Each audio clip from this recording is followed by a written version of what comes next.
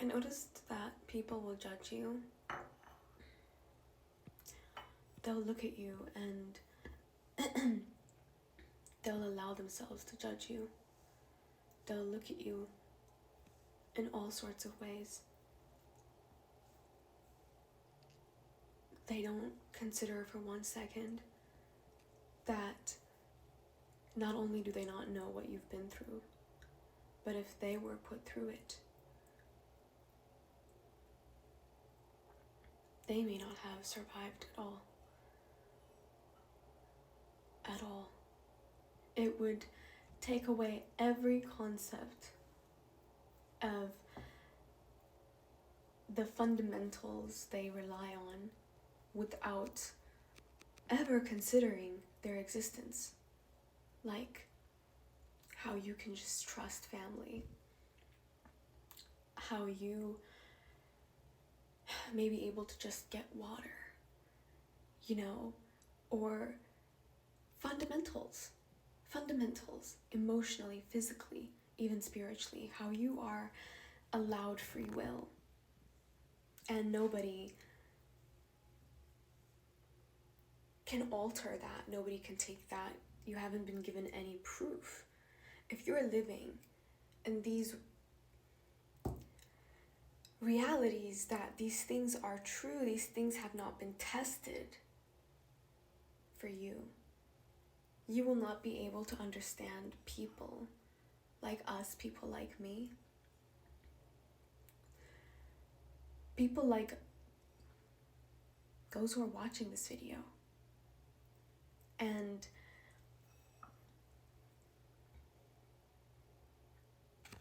the thing that makes it harder for, so to speak, chosen ones, whatever, or those who know the light, who know the light within them, whatever they consider to be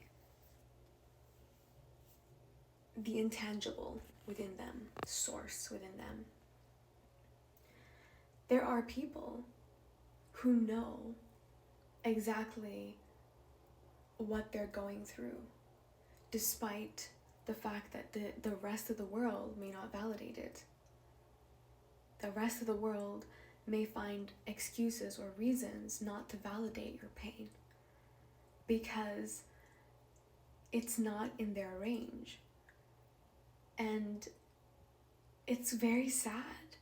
It's you go out into a certain plane, and at a certain level there are entities and beings and things that happening, situations that take place in this nomad's journey, in the spiritual journey, that can't be explained to a regular person. And they judge you, they look at you, and they instantly judge you. Like something about you, there's a deficit or an annoyance or something about you is just not right. And they don't want to say it outright, but they do these things. Sometimes behind your back, sometimes right in front of you, but not in a way that people will recognize it. And, some people call this dog whistling, but I think that's a little bit more specific. But I think there are a lot of people who at a certain point will see that gap. And it's not that you are ashamed that they're judging you. It's the fact that it's just really like, from the perspective that you're seeing it, what they're doing is so small and cruel. You're wondering how deeply disconnected that is. Because in your reality, perhaps you're seeing this person and you're extending kindness or generosity or understanding or love because you want to, because you know those things are the most necessary element. And you give that to people. You don't hold external situations, circumstances, perhaps projections get in the way. You try your best. And I think it's noticeable. I've seen people who try their best and it comes across. You feel a sense of safety from them. You want to be like, okay, I like this person. That's what makes you like them. It's because they're giving you that room. But some people, they don't see it from that perspective. They're not liberated from inside themselves. And liberation looks like insanity for a lot of people. It looks like you, but deep down they know it's not. I'm gonna leave that here. Deep down they know it's not. They know it's not insanity.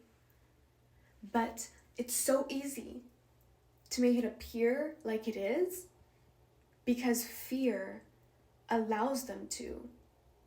And fear is a shared experience among everyone. But there's always exceptions, obviously. And this is a specific situation.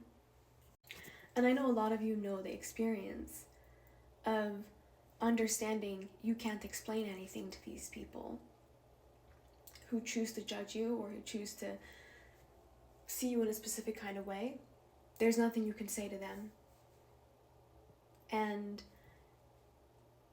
just the experience that you've had, the harshness of the wilderness, the cruelty thereof, it on top of that, experiencing people almost seeing you in a specific way that doesn't scratch the surface of what you've endured.